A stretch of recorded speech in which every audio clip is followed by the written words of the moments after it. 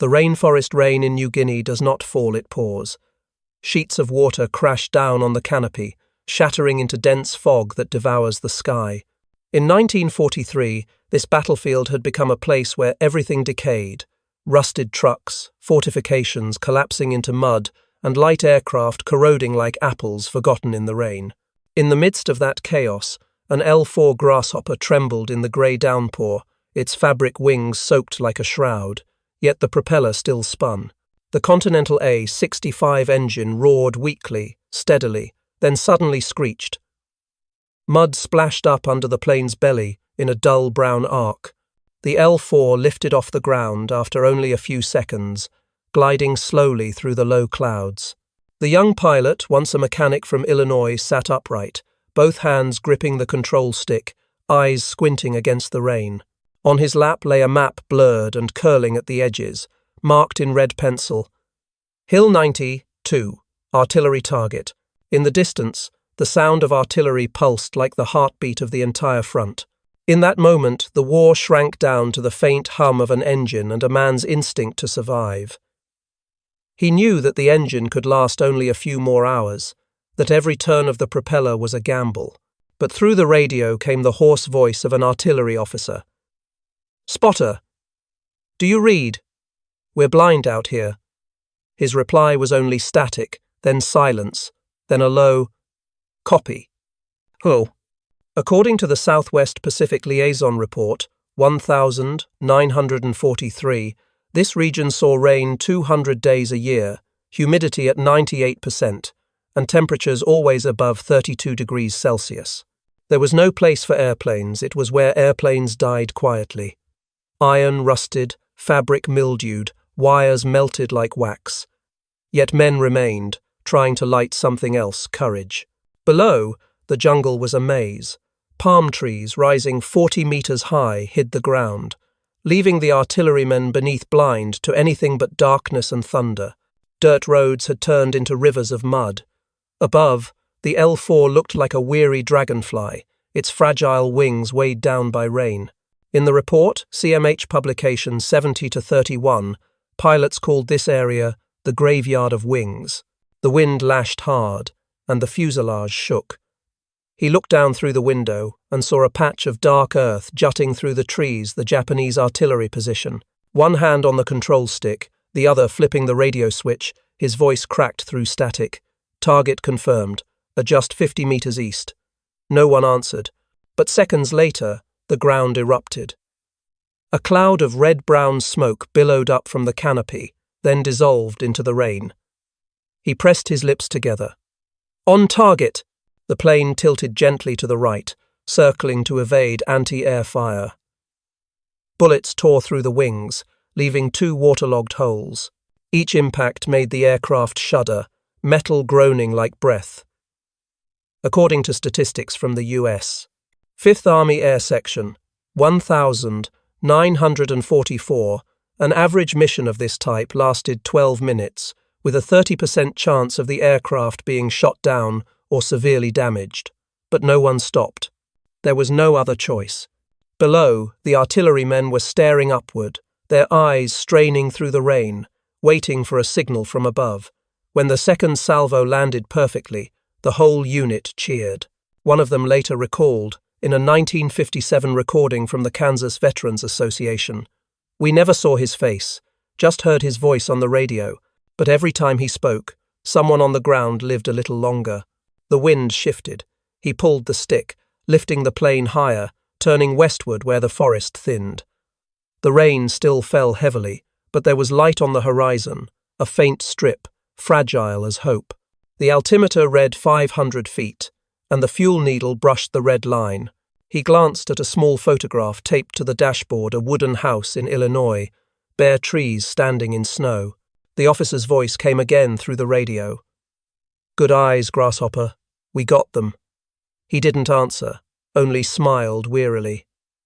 That smile vanished into the mist, along with the fading engine hum. According to the Allied Air Operations Summary, August 1943, the L4 seconds flew at an average speed of 140 km per hour, carried up to 180 kilograms, and were mostly unarmed. They had only radios, maps, and willpower. Many pilots called them cardboard miracles.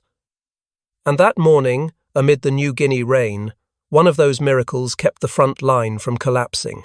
When the aircraft disappeared behind the ridge, the rain still fell.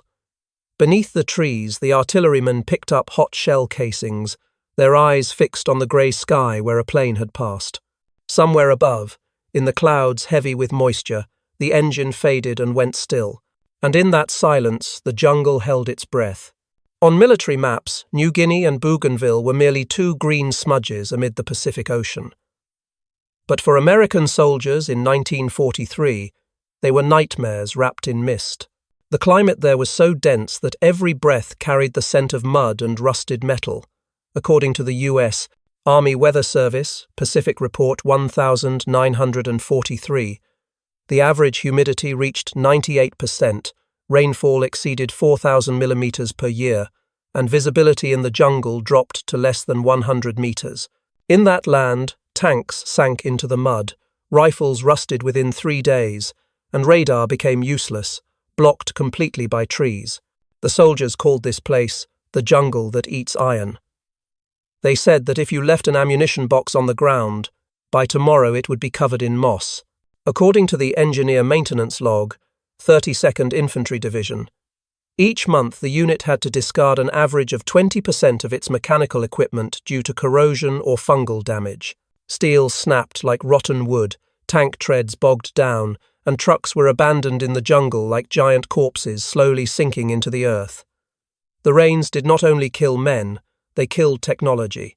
As the New Guinea campaign expanded, the Southwest Pacific Command realized that the gap between doctrine and reality was greater than the height between the jungle and the clouds.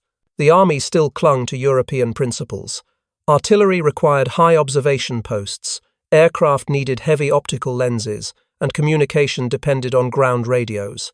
But in jungles where trees grew taller than churches and clouds swallowed the sky, all of that became meaningless. An Australian officer once wrote in his 1943 campaign diary, "We fought inside a green fog. Vision was a rumour." According to the Field Artillery Journal, September 1944, American artillery forces in the area lost 70% of their fire correction capability due to limited visibility. Artillery fired blindly through the canopy. Shells exploded off target, sometimes landing on their own lines. To salvage the situation, the army tried using observation balloons, but their tethers snapped in storms. They built watchtowers, but after 10 days the towers fell in the wind.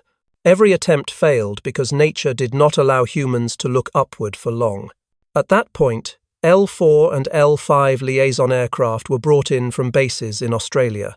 Initially, they were seen as temporary solutions. Each plane weighed only 540 kilograms, with a wingspan of 10.7 meters, a Continental A, 65 horsepower engine, and could land on any strip longer than 60 meters. They carried a fragile hope. If one could not see from the ground, then see from the sky. But the New Guinea jungle was no place for fragile wings. According to the Maintenance Report 70, 1st Liaison Squadron, 1943, the fabric wings of the L4 rotted and tore after 6 weeks, the wooden frames cracked along the grain, and engines died after an average of 120 flight hours as moisture seeped into the carburetors. Inside the maintenance hangar at WW2, piles of torn wings lay like scraps of cloth. The smell of gasoline mixed with mold formed a peculiar scent, sharp, pungent, and hopeless. Technical Officer Charles Whitaker wrote in a letter home, "We're fighting rot more than the enemy." That was no exaggeration. In the Medical Journal of October 1943, cases of fungal infections and malaria exceeded 60% of frontline personnel. Everything that lived in the jungle, from men to machines, paid a price for every hour of survival. One morning at the Nadzab base, rain had fallen for 4 consecutive days. When it finally stopped, maintenance soldiers opened the hangar doors. Inside, the silver paint on the L5 fuselage had turned moss green, water dripping from its body to the floor. In the corner, an L4 had its wings removed, its frame hanging by steel wires.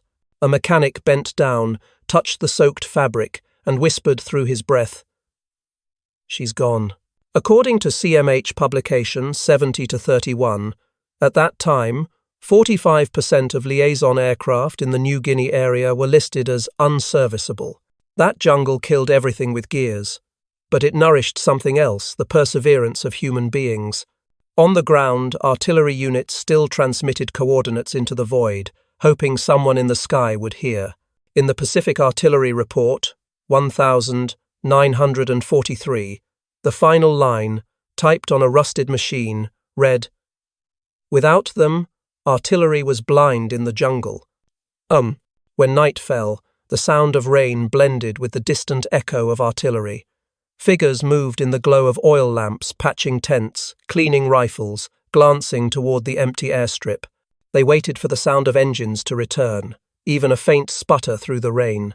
For in that decaying jungle, the only thing left capable of flight was the belief that somewhere, come morning, a plane might still take off. Before moving to the next section, if this story resonated with you, please like and share so more people can see it. Leave your thoughts in the comments. Every word from you is the motivation for us to create more meaningful videos. When Felix A. Coune set foot in New Guinea, no one noticed him. A thin man, his shoulders frayed at the seams, hands still stained with machine oil from the cargo ship out of Brisbane. He brought no reputation with him, only the old habit of a mechanic from Illinois walking up to any dying machine and asking, "Where does it hurt?" Behind him, the rain fell like bullets, tapping against the tin roof of the temporary hangar. Before him stretched a line of abandoned L4 Grasshoppers, torn wings, green mold, wheels sunk in water. A technician shook his head. "Sir, they're gone." Coune merely bent down, ran his fingers along the fuselage, and smiled faintly. "Then we bring them back." According to the 71st Liaison Squadron Arrival Report, July 1943, Coune joined the unit when only 5 out of 12 Liters 4 aircraft were still operational. Supply lines had been cut, resupply from Australia took over 3 weeks to arrive, and the spare engines had already failed from moisture. Every morning, his men had to bail water from the hangar before breakfast. Amid this scene, Coune realized that war in the jungle was not just a battle of artillery, it was a battle against decay. They say that on his first night in Nadzab, he sat alone by an oil lamp, leafing through an old technical notebook from his father's machine shop days. On the first page, he wrote a line that would later become the creed of his squadron. "If the road can't reach them, I'll build one in the sky." There was no order, no speech, only an engineer making a promise to himself. The next day, he walked along the row of rotting planes. A snake slithered through a cockpit, rats nested in an engine. Coune tapped the wing lightly, and a hollow sound echoed. He turned to Sergeant Park, a young soldier who had once worked in a Chicago motor garage. "Back in Illinois," Coune said, "we fix trucks in the snow. Here, we just trade snow for mud." "The work's the same." Park laughed, though his smile was edged with doubt. According to the Southwest Pacific Operations Diary, 1943, Coune's unit went 42 days without receiving any new spare parts. Engine oil was filtered through mosquito netting, bolts were salvaged from bed frames, and cables were pulled from scrap. Under his hands, every useless thing had a chance to live again. One soldier wrote in his diary, "Captain Coune looked at Rex the way a surgeon looks at a body, not as dead, but as waiting. He worked from dawn until late at night, his back soaked dark with sweat and rain. Some days he ate only a can of corned beef, half a cigarette, and went back to an open engine. When the rain grew heavy, he'd drape a tarp over his head and sit beside a pile of gleaming parts under the oil lamp."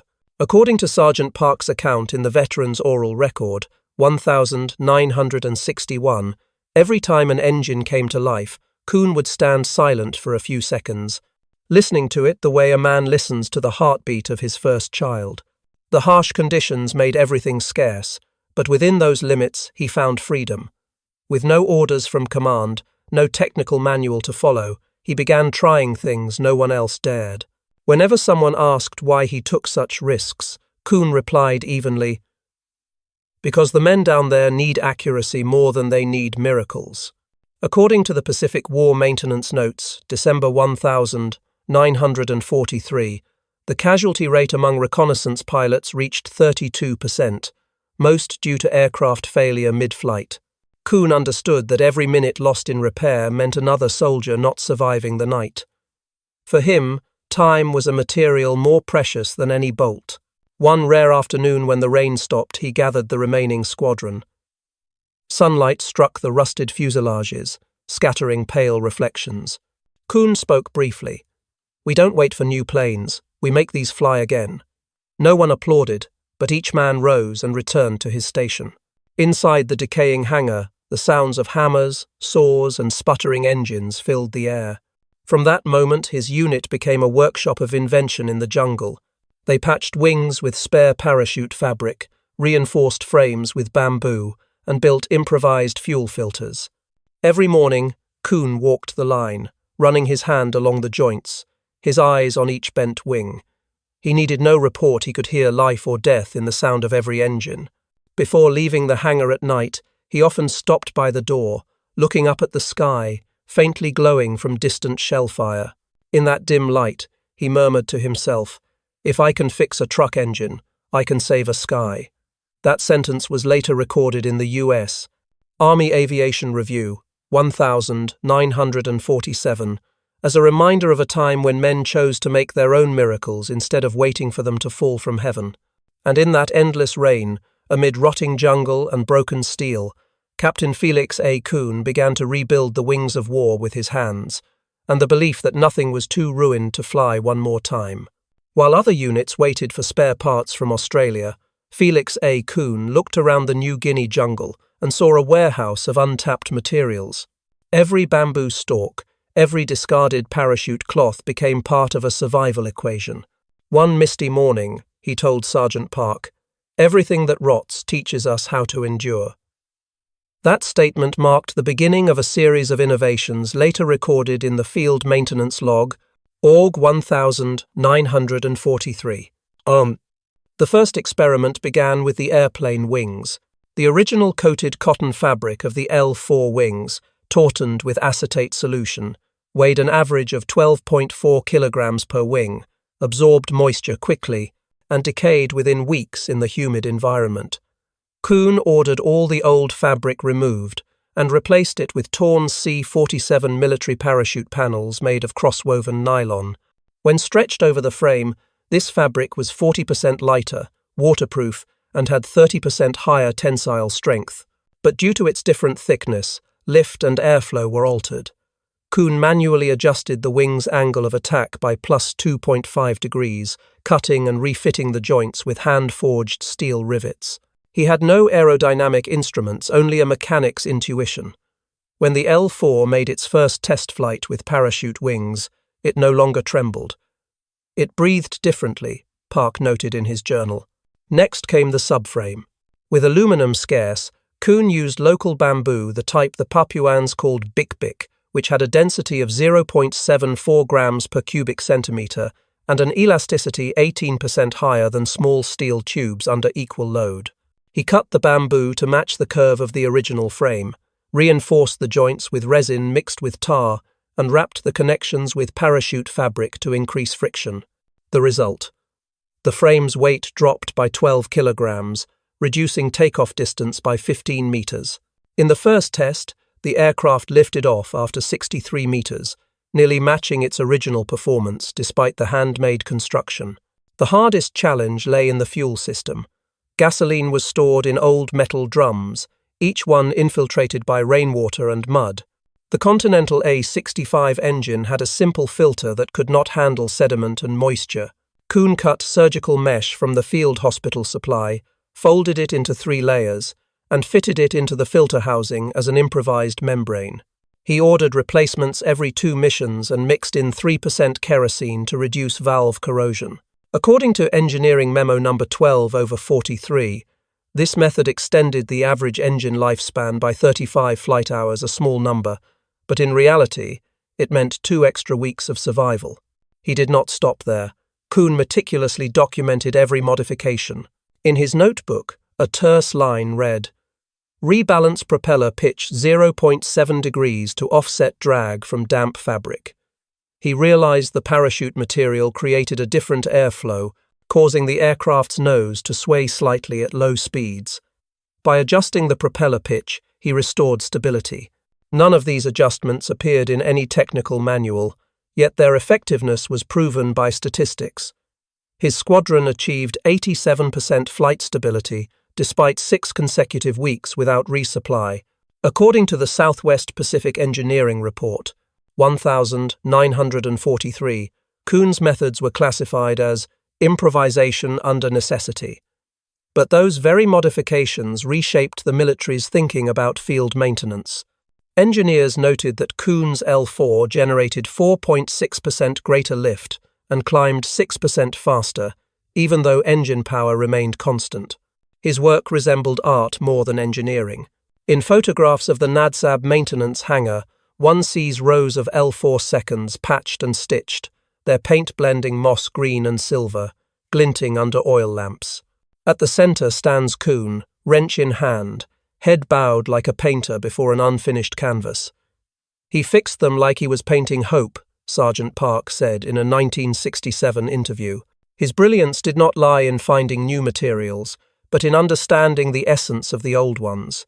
He calculated by instinct, listened to the vibrations of the engine as a musician listens to strings. In a report sent to command in September 1943, the final line read, "No new equipment required. What we need is belief." Later, when experts examined Coune's prototypes at the WW2 base, they confirmed that all aircraft repaired with bamboo and parachute fabric met flight test standards under 1-2G load, equivalent to the original design. It was not a miracle, but the outcome of precision, experimentation, and absolute patience. Amid the rainforest where everything decayed, Coune turned rot into design. He worked no magic. He simply understood that human intellect could bend to the limits of matter. And when the first plane flew stably again, its engine's hum over the canopy sounded like an answer to the question war itself had asked, how can one keep the sky alive when everything around is falling apart? On the 9th of September 1943, rain poured down on the Salamaua region. There was no sun, only a dense grey light that smothered the muddy field. Inside the artillery observation shack, officers argued over whether to cancel the morning reconnaissance flight. Visibility was under 300 meters, convective winds from the sea blew inland, and the ground had turned into knee-deep mud. "No plane can fly in that," someone said. Coune stood by the doorway, rain soaking his shoulders, looking out toward the mist-covered runway, and replied in a hoarse voice, "Then we'll find out." The L4 Grasshopper, serial number 42 to 7852, sat on a 60-meter stretch of mud far too short for a safe takeoff. Park checked the harnesses again. The Continental A65 engine coughed and roared, its sound lost in the rain. Water sprayed from the propeller in a white blur, and the plane's frame trembled like a drenched bird. Coune nodded and pushed the throttle forward. The tail wheel sank halfway, then broke free, mud exploding upward like bursts of brown fireworks. In the Southwest Pacific flight record, Sept 1943, the entry was brief. Takeoff. Improbable. Achieved. The L4 surged toward the jungle, climbing sluggishly. The wind lashed, the plane tilted, but the fabric wings held taut and steady. Coune gripped the stick tight, eyes fixed on the wall of rain, the radio crackling, "Spotter airborne." Below, the 105mm artillery battery went silent, awaiting adjustment orders. He could see nothing but shifting grey shadows, forest, mountains, vapour. Each flash of lightning illuminated the battlefield for a heartbeat, then swallowed it again. Park bent over the map, pointing to a mark. Japanese mortar line, grid 40, 5B. Coune nodded and banked right. According to the 71st Liaison Squadron mission log, they flew in 23-knot winds, with rain so heavy that water seeped into the radio, causing intermittent static. Coune spoke into the microphone. "Fire for effect. Target estimate 200 north. Below, the guns boomed, the ground shook, the shells landed too far. He corrected. 50 east, repeat. The second strike hit the edge of the tree line. Park shouted, "Closer." They glanced at each other and laughed amid the storm. They had found the rhythm of battle, like musicians catching the same beat. The seventh shell hit the center of the Japanese position, the explosion so strong that the L4 wobbled violently. "On target," Coune said, voice calm. In the artillery journal from that same day, there was only one line. Enemy mortar line destroyed, 11 minutes from first fire. But the test wasn't over. As they turned back, a burst of small-caliber anti-air fire rose from the ridge. The first bullet punched through the right wing, the second shattered the windshield. A shard of glass grazed Park's cheek, blood mixing with rain. Coune said nothing, yanked the control stick hard, and dove to 150 feet. The wind howled through the frame. The body shook violently. "Hold on," he shouted. "She's still with us." According to the U.S. Fifth Army Air Section Report, 1,944, the L4 took 17 hits, yet stayed airborne for another 14 minutes.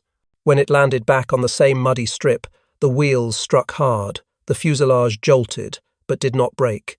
The engine died the moment the tail touched down. Coune and Park sat in silence for several seconds, the rain drumming on the fabric wings like applause. Coune removed his flight cap, looked through the cracked glass, and said, "That's one way to prove a theory." "Oh." An artilleryman ran up, staring at the bullet-riddled wings, and gasped, "Sir, she's full of holes." Park grinned, patting the fuselage. "Yeah, but she's full of heart, too." In the handwritten after-action report, inked in black, it read, "Plane 40, 2 to 7,000, 850. 2 returned with 17 bullet holes. Pilot uninjured. Mission successful." That night, Coune sat in the hut, his clothes still damp. He spread the maintenance log on the table and wrote in neat, precise lines, "Flight test success. All modifications are operational. The bamboo frame is stable. Fabric intact." The oil lamp cast its glow on his face, revealing exhaustion and something else, conviction. Outside, the rain fell again. Steady and endless. A witness, Lieutenant Henry Marks, later recalled in the Pacific Veterans Hearing, 1958, "That day changed everything. We stopped waiting for replacements. We started believing in what we could build ourselves." Those words captured the essence of the mission, a flight that shouldn't have taken off but did. As night fell, the L4 still rested on the muddy field, its fabric wings slightly torn, fuselage scarred with bullet holes. The maintenance light reflected on the puddles, casting a yellow halo around 2 men bent over their tools. They said nothing. Each hammer strike, each breath merged with the rain, the heartbeat of something they had just brought back to life. And in that sound between rain, steel, and breath, the impossible had learned to fly. After the first successful flight, the news spread across the front like a warm wind through the rainforest. In the report of the U.S. Pete and Aim, 5th Army Air Section, 1943, the opening line read, "Captain Coune's field modification proved airworthy under combat conditions. That was the dry way the military recorded a miracle, but for those on the front lines, it was the sign that they were no longer alone in the jungle. Over the next 3 months, the 71st Liaison Squadron carried out 310 reconnaissance missions, supporting the correction of over 18,000 artillery shells onto Japanese targets. According to CMH Publications 70-31, each such mission saved an average of 30-50 shells, thanks to improved accuracy from aerial guidance. For American artillery, where logistics were measured by the ton, every shell saved meant one more day of fighting. An artillery officer wrote in his journal, "For every plane in the sky, 100 shells stayed in the crate." The effectiveness of those missions was most evident during the Salamaua campaign. The mountainous terrain, heavy rain, and poor visibility rendered all radar useless. Before Coune's squadron arrived, artillery units took an average of 45 minutes to locate a target. With aerial coordination, that time dropped to 12 minutes, an improvement described in the operations report, Sept 1943, as unprecedented in jungle warfare. On the Sidor battlefield, pairs of L4 seconds flew in formation, alternating in relaying coordinates, helping to stop a Japanese counterattack on the 10th of January 1944. At Bougainville, they continued to guide Marine Corps fire through the Piva Hills, where visibility was under 50 meters. An L4 Grasshopper weighed only 540 kilograms, cruised at 140 kilometers per hour, and had a 65 horsepower engine, yet its value went far beyond those numbers. According to the U.S. Army Artillery Statistical Review, 1944, the presence of a reconnaissance aircraft in the area reduced artillery losses from coordinate errors by 25% and increased hit accuracy by 40% within a 200-meter radius. In a campaign where supply lines stretched thousands of miles through the jungle, that figure meant maintaining the pace of attack without adding a single extra gun. Frontline commanders quickly realized this was no longer a temporary fix. In October 1943, the Southwest Pacific Command issued an order to add 2 more Coune-modified liaison squadrons to the Morobe and Finschhafen regions. According to Logistics Division File Na. 77/1943, they were authorized to fabricate their own parts on site, provided combat effectiveness was maintained. For the first time in U.S. Army history, the order officially recognized that innovation from the field could be worth more than directives from the rear. The impact of this small squadron spread beyond the technical realm. In a letter to Washington dated November 1943, General George C. Kenney, commander of the 5th Air Force, wrote, "These liaison pilots have become our eyes where no instrument works. They see through storms, through leaves, through fear." Another passage from the Artillery Coordination Review, 1944, concluded, "In the jungle, courage replaced armor, and eyes replaced firepower." The numbers told the rest of the story. During 1943–1944, U.S. artillery losses in New Guinea dropped by 22%, and target capture times shortened by an average of 5 days compared to projections. Campaigns such as Salamaua, Sador, and Bougainville did not collapse due to lost communication. They advanced, powered by self-repaired aircraft. Their strength lay not in horsepower or speed, but in the ability to endure to sea. According to the Pacific Combat Analysis, Volume 2, from September 1943 to March 1944, the 71st Liaison Squadron lost only 3–4 seconds, all due to mechanical failure, not enemy fire. The figure astonished commanders. A loss rate of less than 1% in one of the harshest combat zones in the Pacific. They stayed above the trees, one report wrote, and somehow that kept the war moving forward. From a strategic perspective, the L4 seconds did not shift the balance of power, but they preserved the rhythm of war. They allowed Allied forces to sustain continuous firepower, bridging earth and sky when radio systems failed. In post-war meetings, artillery officers who had served at Bougainville recalled that whenever they heard the faint hum of an engine through the rain, they knew they still had a chance. When the New Guinea campaign ended, the 71st Liaison Squadron received a commendation from the U.S. Army forces in the Far East. The final report contained only one line.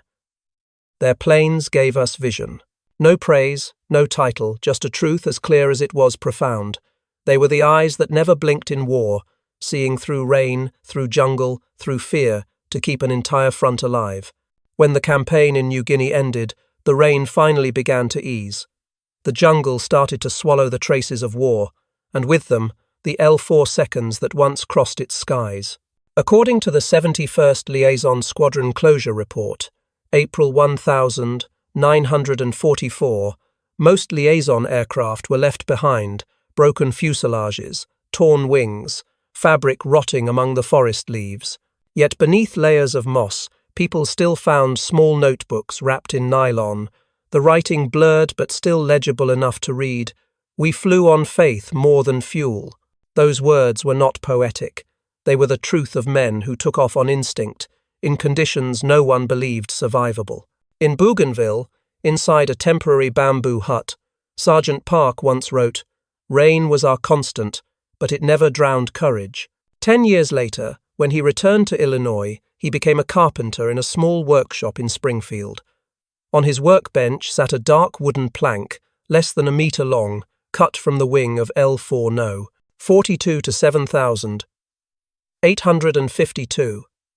He called it the wood that once saw the sky.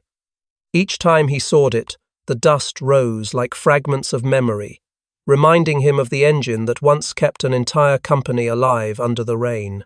As for Felix A. Coune, after returning to the United States, he refused every medal.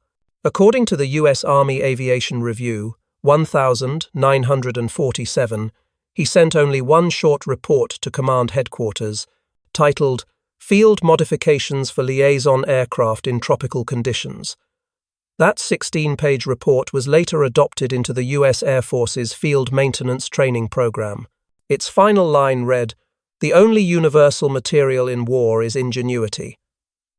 By 1948, the content of Coune field modifications became standard material for battlefield mechanics training at Fort Rucker, Alabama, but Coune rarely spoke of it. Those who served with him said his voice always grew quiet when he mentioned New Guinea. In a 1963 interview, he said only, "I didn't fix planes. I fixed chances." When asked about the old 4 seconds, he was silent for a moment, then replied, "They did their job, we did ours. That's all." That simple answer closed the interview but opened a silence of another kind, the kind found only in those who have seen their limits and surpassed them. In the archives of the Center of Military History, the only surviving photo of him at Nadzab remains. Coune standing beside a patchwork aircraft, rain falling, droplets clinging to his goggles. His eyes are not on the camera but fixed farther away toward the forest where his comrades were still fighting. That photograph was later chosen for the Improvised Victory exhibition in 1983 with the caption, "Felix A. Coune, the man who built flight out of decay." Time passed, and the remaining 4 seconds were brought back to the US. Many were dismantled, sold to civilians for less than $1,000. At an air show in Kansas in 1952, a Grasshopper rebuilt from the old frame of the 71st Liaison Squadron took flight again. When the engine started, the crowd applauded, but among them, a few old soldiers silently wept. One of them, Lieutenant Henry Marks, whispered, "We flew low, but we kept the sky alive." Their legacy did not rest in museums or archives. It lived in how people redefined the word innovation. Once dismissed as makeshift, field modification became a combat philosophy. In the 1946 Air Force Summary Report, Command Headquarters wrote, "Adaptation saved more lives than armor ever could." In the corner of the page, a handwritten note read, "Lesson from New Guinea. Innovation is a survival instinct." And perhaps that was the most human part of the story. No one remembers the exact serial numbers of the planes or how many bullets they dodged. But people still remember the hands that patched wings in the rain, the oil mixing with mud, and the rough laughter of an officer saying the sky would clear once the engine turned over. When a reporter asked Coune in the final year of his life whether he ever wished he could have flown higher, he looked down at his cup of coffee and smiled. "No need. We saw what mattered." That answer was as simple as his legacy that sometimes history is not written by those who fly the highest, but by those who kept the sky open when everything around it was closing. Those pilots never flew high, but they flew far enough to prove that courage can defy decay. And in every faint echo of an old engine that still lingers in memory, one can hear the heartbeat of an entire generation men who taught war what humanity truly means. When the war ended, the forests of Luzon slowly turned green again. On the old landing strips, thick grass covered the wheel marks, and the decayed parachute fabric beneath the sun became fertile compost for the soil. There were no more engine sounds or the smell of burned fuel, only the whisper of wind through the trees, like the lingering breath of the L4 seconds that once rose from the mud. According to the U.S. Army Air Review 1947. The entire Grasshopper fleet was decommissioned within a year after the war. The aircraft that had once safeguarded an entire front disappeared from service, dismantled and sold cheaply to civilians. Yet their memory never faded. In the forests that had once been battlefields, local people still spoke of the birds made of cloth. They remembered the small engine's hum, the wind's roar as the L4 skimmed low over the treetops before vanishing into the rain. A journalist for the Pacific Veteran magazine once wrote that if you stand still in the New Guinea jungle during the rainy season, you can still hear the faint echo of those wings, a fragile sound, yet filled with life. In the years after the war, Felix A. Coune lived in the suburbs of Chicago. In his small house with windows facing the lake, he kept a black and white photograph. An L4 patched all over with parachute fabric, its fuselage reflecting dim light. He hung no medals and wrote no memoirs. According to the Illinois Historical Aviation Society, when asked about his memories of New Guinea, he simply replied, "That sky was borrowed. We just returned it." That sentence captured the philosophy he lived by: humans do not create the sky. They only learn how to keep it alive. The story of the grasshoppers was not one of victory, but of perseverance amid despair. They taught the world that impossible is only a temporary boundary, a line erased when engineering meets courage. When everything else fell apart, it was ordinary men like Coune, Park, and their comrades who proved that determination could replace technology and faith could become fuel. At a U.S. Air Force conference in 1948, Colonel Roy C. Nelson mentioned Coune's name before a crowded hall. A spotlight shone on the projection screen, displaying the words, "Field improvisation is not a failure of planning, it is the proof of humanity." When he finished, the room fell silent. Then someone clapped. Once, twice, then the entire hall stood in applause. Some said Coune, sitting quietly in the back row, only nodded slightly, his eyes turned toward the ceiling where the light shimmered like the sky he had once kept. According to the U.S. Army Air Force's post-war summary, 1,949, an estimated 2,400 liaison missions across the entire Pacific campaign were flown by hand-repaired aircraft. The numbers may seem small compared to massive bomber fleets, but those missions kept thousands alive. Another statistic showed that each L4 mission saved an average of 30-40 soldiers by providing accurate artillery coordinates or timely medical evacuation. Those cold figures, taken together, were the heartbeat of humanity in the midst of war. Time eventually took away the sound of engines, the rain, and the people who once sat behind those controls. Yet their spirit quietly carried on to generations of pilots that followed. They learned from Coune not just how to repair planes with bamboo and fabric, but how to see the value in every breath, every turn, every fragile chance. The sky that Coune and his comrades left behind was not measured in altitude but in courage. They did not fly to conquer, they flew to preserve life. In a world of steel and fire, sometimes the only thing that keeps humanity intact is a rusted propeller and a will that refuses to stop turning. And if today you stand on the grassy field of Luzon, where the 71st Liaison Squadron's runway once lay, you will see young grass covering the wheel marks, but in the wind, you might still hear the distant echo of engines, the whisper of belief. If this story makes you believe in courage, precision, survival, and brilliance, leave a follow and share your thoughts. Every share is another reminder that fragile wings once kept an entire sky from falling. Have you ever witnessed war, heard rain mingle with gunfire, seen someone hold on to faith amid ruin? If this story touched you, leave a comment and tell us how you or your family lived through those years. May stories like this never fade, so we remember the people who kept the sky blue in its darkest days. A single like from you can be a small way to keep that memory alive, to let those fragile wings that once flew through mud and fire live on in our hearts.